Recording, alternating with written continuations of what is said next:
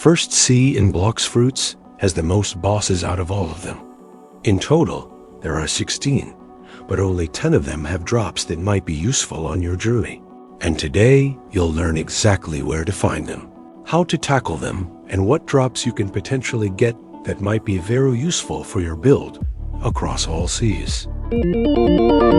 This weird Smurf-looking creature is probably going to be one of your first bosses that has actual drop that you will learn about. He spawns in Middletown every 1 hour and 15 minutes. He should not be a problem to take down, but being level 100 or above is recommended. And after a few tries, you should get what I think is one of the coolest looking swords in early game. One of the best early drops you can get is the coat from Vice Admiral. He spawns every 5 minutes and has a known 5% drop rate chance, which is pretty good. With the 10% melee damage boost, it only lacks move speed. However, you will see people use it deep into their leveling journey. He can be found at Marine Fortress Island, just up the stairs inside the big castle at the center of the area. And if you're able, I always recommend to grab the boss quest from nearby quest NPCs for the extra free EXP in Belly. Then just proceed up the stairs and bonk the boss. Keep in mind, he does use a long-range attack, but dashing to the sides often can make this an easy fight. It should not take you many tries to get the coat, and the respawn time is only 5 minutes, so you'll get it in no time. Next up, we actually have 2 bosses with drops right next to each other, but we'll go one by one, starting with Chief Warden. It's a level 230 boss that has 10.4 thousand health points and has a rare Wardens Sword drop.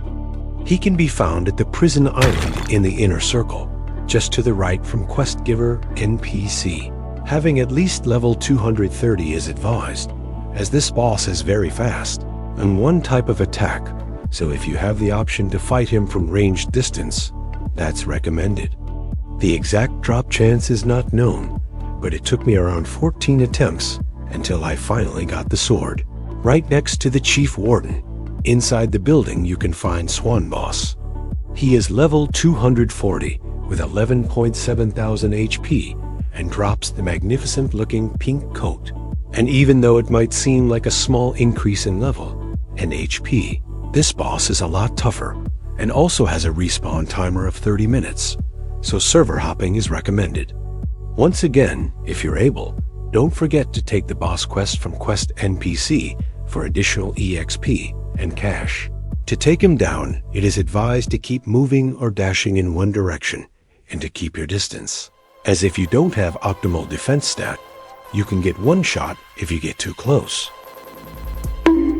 Even though the exact drop chance is also unknown, it is guessed that you should receive it in less than 20 attempts. It is recommended to also use the server hopping method, which I will explain a little later in the video. Magma Admiral is one of the bosses that has multiple drops. While the more common magma ore drop is more useful in late game, the Magma Blaster can be a decent gun if you're starting out in Blox Fruits. It has 14.7k HP, is level 350, and is immune to physical attacks, unless you use aura or fruit attacks. So don't be surprised if your Kung Fu does not work on him without aura activated. You can find him at the Magma Village inside the volcano, and it takes around 10 minutes for him to respawn. If you can, get the quest, and make sure to watch out for the lava puddle in the center of the volcano next to boss, as that will deal a lot of damage if you step into it. The best way to defeat him is to hit once then dodge away from him, as the boss will utilize both close range and ranged attacks, but should not be a problem at higher levels.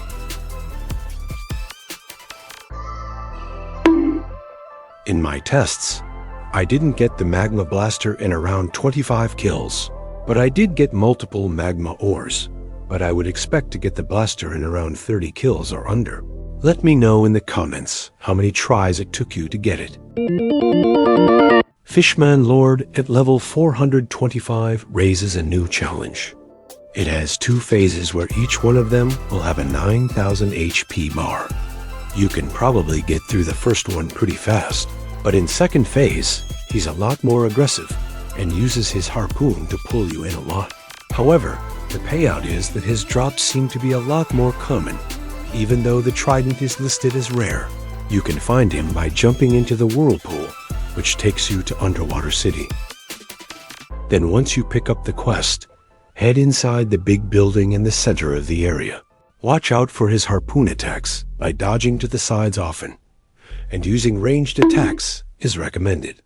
Keep in mind that this boss has 2 stages, and you need to defeat both to get a chance at your rewards. His respawn time is only 8 minutes, and it only took me around 7 tries to get the Trident, so I'm sure it won't take you too long. We once again have 2 bosses very close to each other, starting with the Wysper, who is level 500 with 17.5 thousand HP and standard 1 crafting material and 1 weapon drop. Wysper also has a known 10% drop chance for the Bazooka. However, my tests of trying to obtain it would dare to argue this percent. Both bosses are found in the Upper Skylands area.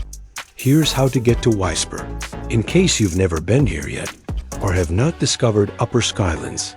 Here's how to get there, as a lot of people complain that they do not get teleported. Now that you're at Upper Skylands, the Wysper boss is just next to you. He will occasionally use his bazooka to do some hefty damage, but like with any boss, timing your dodges is key. The drop chance for bazooka should be around 10%. However, I got over 20 attempts, and I'm yet to receive one.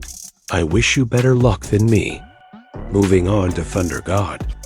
Even though it drops the legendary first form pole, it's overall a terrible choice for a weapon, as is mainly ever used to obtain the second form of pole, which is useful for its stun and combo capabilities.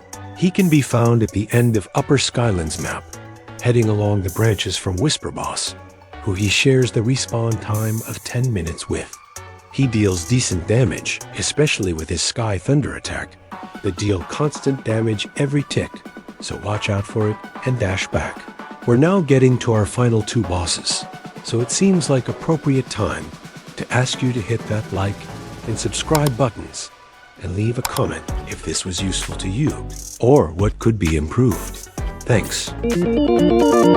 Cyborg is probably the best and most sought after drop in the First Sea, the Cool Shades accessory. At level 675 with 43.7 thousand HP, he puts up quite the fight unless you have some backup or a decent fruit with good stats. He's also the only boss that I know of at the moment that uses an AoE fart attack, which can catch you off guard, so those shades must really be worth it. You can find him at the Fountain City Island, just on a little peninsula. He uses multiple attacks and attacks from both long range and short range, and once his attacks break your instinct, you will get knocked off too. Decent stats or someone to help you out is highly recommended, as with low defense, Cyborg boss can one-shot you. The exact drop chance for the shades is not known, but even the wiki says that it's pretty hard to get the drop.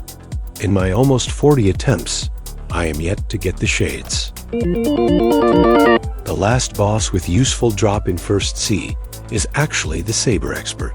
However, he is part of a really long quest chain that you can find as a linked video in the corner or the description.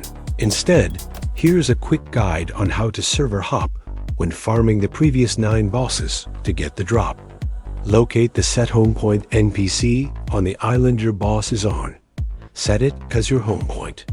Once you finish fighting the boss and you didn't get the drop, log out. Then from Blox Fruits homepage, scroll down till you see Servers option. Click it. Once it loads, look for Filter option Number of Players. And if it says Descending, click it and change it to Ascending. Now you'll have a fresh batch of servers to join with only one person who probably has not farmed the boss yet.